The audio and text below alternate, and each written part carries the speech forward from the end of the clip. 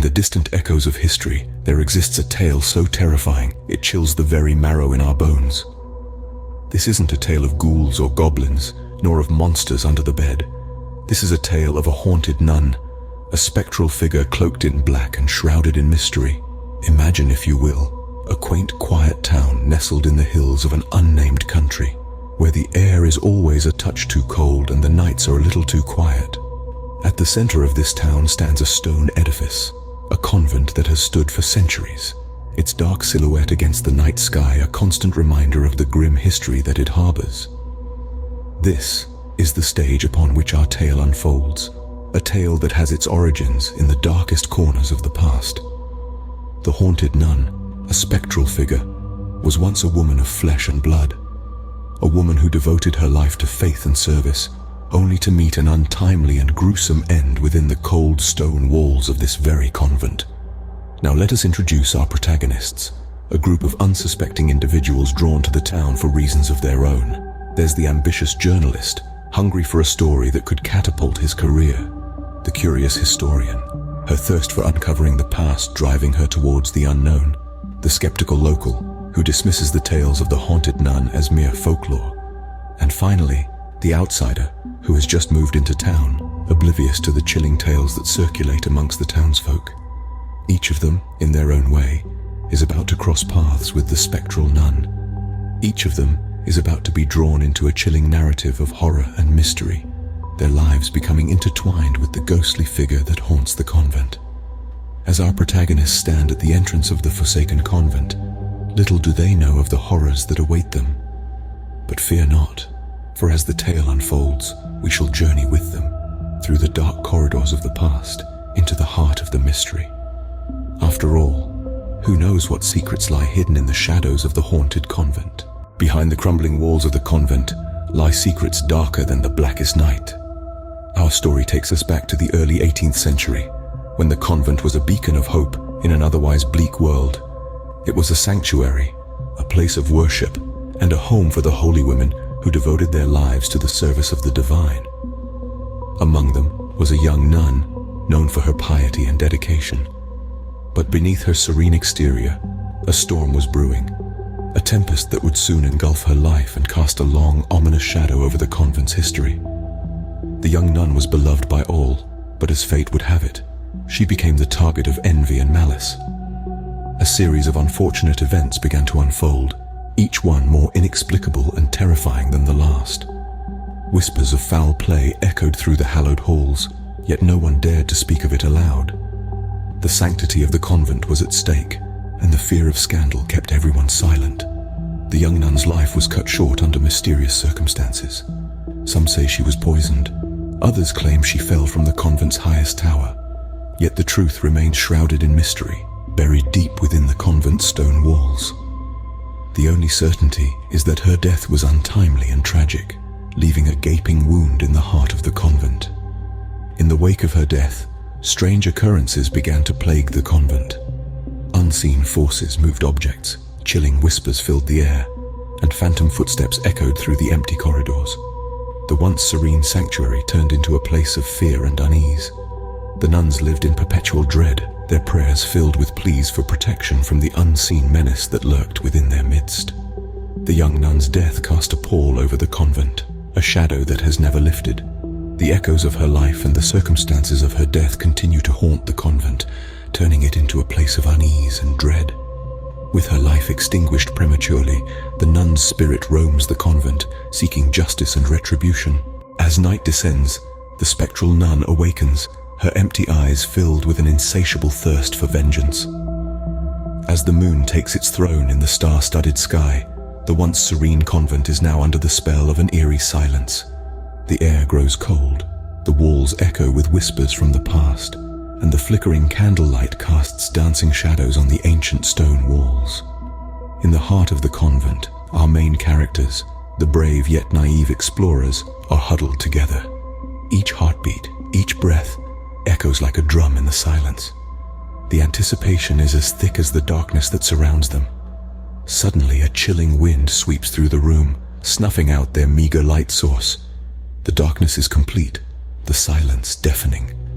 From the abyss, a faint sound begins to rise, a mournful hymn sung in a voice as cold as the grave.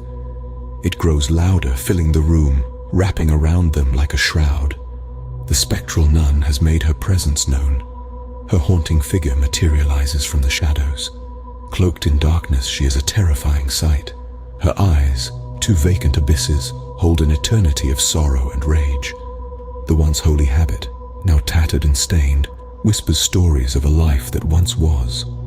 The sight of her is enough to freeze the bravest heart, to silence the loudest voice. She glides closer, the temperature dropping with each step. The explorers can see their breath fogging in the icy air, feel the goosebumps prickling their skin. They are statues rooted in place by fear. The spectral nun stops, her hollow gaze piercing each one. She raises a skeletal hand pointing directly at them. The message is clear. She has been disturbed, and she demands retribution. The spectral nun fades back into the shadows, her chilling hymn echoing in their ears. The explorers are left in stunned silence, their hearts pounding in their chests. They had come seeking answers, but they had found something far more terrifying. With the first encounter, the realization dawns. They are not alone in the convent. As the moon climbs high into the sky, a night of dread and fear unfolds. The characters, once skeptical, now find themselves in the icy grip of terror. The convent, once a sanctuary, has become a ghoulish playground for the haunted nun. The corridors echo with the nun's chilling laughter.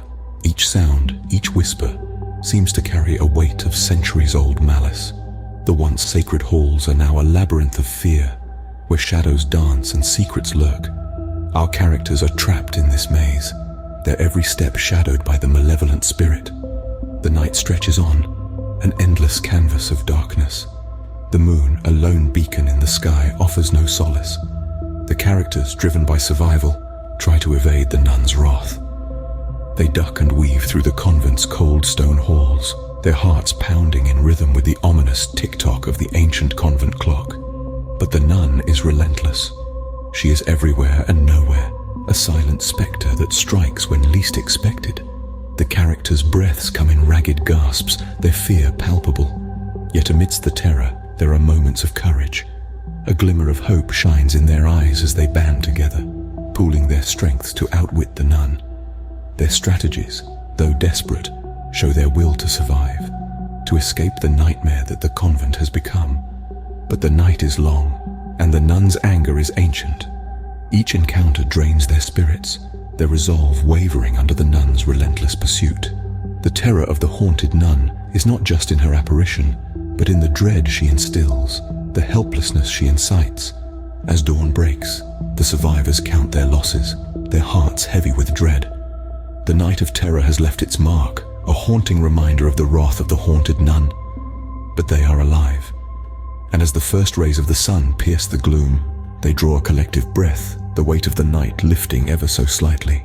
In the light of dawn, the truth emerges, as terrifying as the night itself. Our characters, having endured a night of paralyzing fear, find themselves standing on the brink of revelation. The haunting, they discover, is not a manifestation of mindless evil, but a cry for justice from a spirit trapped between realms. In the silence of the convent's hallowed halls, they uncover the nun's story, etched in sorrow and betrayal. She was not always a spectre of dread. Once she was a woman of faith, devoted to her calling, until a cruel twist of fate turned her world into a living nightmare. Wronged and forsaken, she was left with nothing but a burning desire for retribution. But vengeance is a bitter companion, and it twisted her spirit into the haunting figure that prowled the convent's corridors. Her terrifying presence was not a pursuit of mindless torment, but a desperate plea for her tale to be heard and for justice to be served. Our characters, guided by newfound understanding and compassion, undertake the arduous task of setting things right. They delve into the past, uncovering secrets buried deep within the convent's stone walls. They battle not just the nun's wrath, but also their own fears, as they strive to bring peace to her restless spirit. In a final act of courage and resolve, they manage to put her story to light, exposing the injustice that had been done. The revelation brings a wave of catharsis, not just for them, but for the spirit as well. The haunted nun, her tale finally heard and vindicated, is able to find the peace she had been denied in life. In the end, the haunted nun finds her peace, leaving behind a tale that will echo through the ages. Her haunting serves as a chilling reminder of the power of truth and justice, a story that will forever ripple through the silence of the convent long after the dawn has broken.